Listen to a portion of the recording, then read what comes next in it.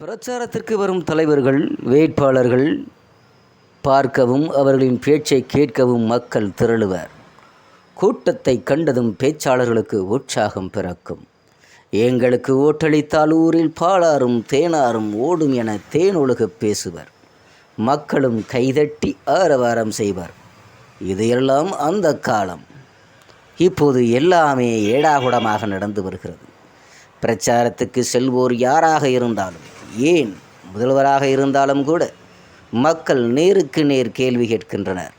கேள்விகளால் துளைத்தெடுக்கும் மக்களை சமாளிக்க முடியாமல் பிரச்சாரத்தை பாதியில் முடிக்கும் நிலைமைக்கு பல முக்கியஸ்தவர்கள் ஆளாகி வருகிறார்கள்.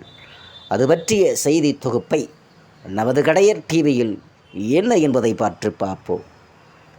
கடந்த சட்டசபை தேர்தலில் அனைத்து மகளிர்களுக்கும் 1000 ரூபாய் வழங்கப்படும் என கூறிவிட்டு தற்போது தகுதி உள்ளவர்களுக்கு மட்டும் தான் பணம் என ஆளும் தரப்பு கூறிவிட்டனர். எந்த பாரபட்சத்தை பற்றியும் முதல்வருக்கு நேருக்கு நேர் கேள்வி எழுப்பிய பூ விற்கும் பெண்மணிக்கு எந்த பதிலும் சொல்ல முடியாமல் போனது. தேர்தல் முடிந்ததும் அனைவருக்கும் 1000 ரூபாய் வழங்கப்படும் என ஓட்டு கேட்டு போன மொத்த பேரும் கோரஸாக கூறி நழுவிய காட்சி வீடியோவாக சமூக வலைதளத்தில் வட்டமிட்டு வருகிறது இன்று வரையும் கூட. மற்றும் அடுத்ததாக ஒரு முக்கிய கேள்வி, டாஸ்மாக் கடைகளை ஏன் மூடவில்லை என்பதுதான் பெண்கள் கேட்கும் இந்த கேள்விகளுக்கு ஆளுங்கட்சியினர் பதில் இல்லை. காஞ்சிபுரத்தில் டாஸ்மாக் கடைகளை மூடும்படியே கூறிய பெண்களிடம் 2016 தேர்தலின் போது ஆட்சிக்கு வந்தால் டாஸ்மாக் கடைகளை மூடுவதாக கூறிய கருணாநிதிக்கு நீங்கள் ஓட்டளித்தீர்களா என அமைச்சர் உதயநிதி எதிர்கேள்வி எழுப்பினார். கடந்த 2021 தேர்தலில் இதே வாக்குறுதியை உங்கள் தந்தையும் நீங்களும் உங்கள் அத்தையும் தந்தீர்களே, அதை மறந்து விட்டீர்களா உதயநிதி என மக்கள் தாங்கள் உள்ள குமுறல்களை கொட்டி வருகிறார்கள். உள்ளூர் பிரச்சனை, கவுன்சிலர் அராஜகம், கட்சி கோஷ்டிகளின் மோதல் போன்ற விவரங்களால் பாதிக்கப்பட்ட மக்கள் எழுப்பும் கேள்விகளை சந்திக்க முடியாமல் திமுகவும் அதன் கூட்டணி வேட்பாளர்களும் பிரச்சாரத்தில் தடுமாறவே செய்கிறார்கள். மக்களை எதிர்கொள்ள முடியாமல் சிக்கலை சந்தித்த விஐபிகளும் எதிர்கொண்ட சம்பவங்களை பற்றி பார்க்கலாம். தென் சென்னை பகுதியை எடுத்துக்கொண்டோம் என்று சொன்னால், இந்த தொகுதி திமுக வேட்பாளர் தமிழச்சி தங்கப்பாண்டியன் மயிலாப்பூர் பாரதிதாசன் நகர் பகுதியை பிரச்சாரத்துக்கு சென்றபோது அந்த பகுதி மக்கள் அவரது வாகனத்தை முற்றுகையிட்டு சராமாரி கேள்விகளை எழுப்பியிருக்கிறார்கள். எங்கள் குடியிருப்பில் உள்ள வீடுகள் பாதிப்படைந்து பல காலமாகிவிட்டது, யாரும் வந்து சரி செய்யவில்லை, எந்த வசதியும் செய்து தரவில்லை என குரல் எழுப்ப செய்வதவறு இல்லாமல் திகைத்து நின்று பின் அழுவினார் தமிழச்சி தங்கப்பாண்டியன் அவர்கள். வட சென்னை பகுதியை எடுத்துமென்று பார்த்தால், திமுக வேட்பாளர் கலாநிதி எண்ணூர் தாளக்குப்பம் சந்திப்பில் பிரச்சாரத்தில் ஈடுபட்டிருந்த போது எம்எல்ஏக்கள் சுதர்சனம், சங்கருடன் இருந்தார்கள். தாளக்குப்பம் வந்ததும் முதல் வார்டு திமுக கவுன்சிலர் சிவக்குமார் பிரச்சார வாகனத்தில் ஏற முயன்றார். அப்போது அப்பகுதி பெண்கள் அந்த கவுன்சிலர் எங்கள் பகுதிக்கு எதுவுமே செய்யவில்லை என கூறி வாக்குவாதம் செய்தனர். வேட்பாளர் மற்றும் எம்எல்ஏக்கள் அவர்களை அங்கிருந்த பஜனை கோவிலுக்கு அழைத்து சென்று பேசி சமாதானப்படுத்தினார்கள்.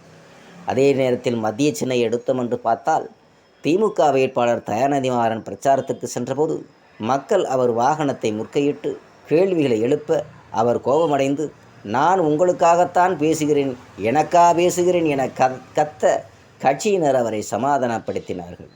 திருவள்ளூர் மாவட்டத்தை எடுத்து பார்த்தோம்னு சொன்னால், திருவள்ளூர் அடுத்து உளுந்தை கிராமத்தில் காங்கிரஸ் வேட்பாளர் சச்சிகாந்த் செந்திலை ஆதரித்து திமுக எம்எல்ஏ ராஜேந்திரன் ஓட்டு கேட்டு சென்றபோது எம்எல்ஏவாகி என்ன செய்தீர்கள் என மக்கள் கேள்வி எழுப்பினர். இதனால் கோபமடைந்த எம்எல்ஏ, தம்பி, நீ போகும் சாலை நான் போட்டு கொடுத்தது, வேற எவனும் போடவில்லை என்றார்.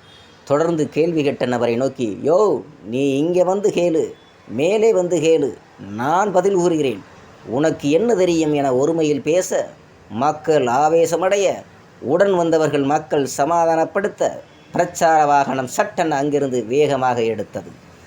தேனி மாவட்டத்தை எடுத்துக்கொண்டோம் என்று சொன்னால், திமுக வேட்பாளர் தங்க தமிழ்ச்செல்வன் பிரச்சாரம் செய்தபோது பெண்கள் 1000 ரூபாய் வழங்கவில்லை என முற்கையிட்டனர். அவரிடம் பேசிய வேட்பாளர் 1000 ரூபாய் கேட்டு 1.50 கோடி பேர் விண்ணப்பித்தனர். அவர்களில் 1.25 கோடி பேருக்கு வழங்கப்பட்டிருக்கிறது, மற்றவர்களுக்கு ஏன் வழங்கவில்லை என பரிசீலனை செய்யப்படுகிறது என்றார். தேர்தல் முடிந்ததும் சத்தியமாக நானே வந்து வாங்கித்தாரேன் என்று சொல்லி அவர் அங்கிருந்து நல்லபடியாக புறப்படுவதற்குள் போதும் போதும் என்று ஆகிவிட்டதாம்.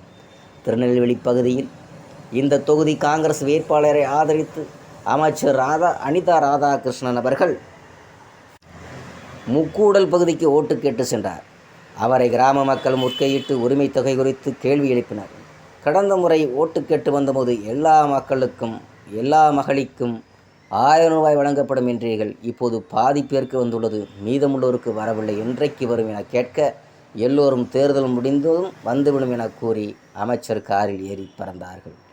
கரூர் காங்கிரஸ் எம்பி ஜோதிமணி தன் பதவி காலத்தில் தொகுதிக்குள் வராததால் எதிர்ப்பை சந்தித்து வருகிறார்.